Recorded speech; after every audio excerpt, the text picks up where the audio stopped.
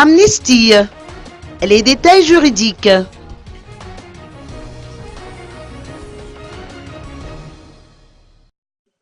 L'atelier de consultation sur le rétablissement de la paix et de la sécurité, organisé par le PNUD à l'hôtel Carlton d'Anous aujourd'hui, a vu la participation de la société civile et des autorités étatiques.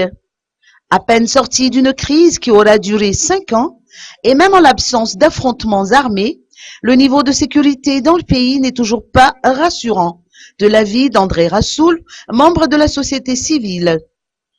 D'après ses dires, l'atteinte des objectifs liés à la réconciliation nationale requiert une volonté politique de la part des dirigeants en place, car ils sont les garants de la souveraineté nationale et de la paix. Il recommande en outre une restructuration du Conseil pour la réconciliation malgache, ou FFM.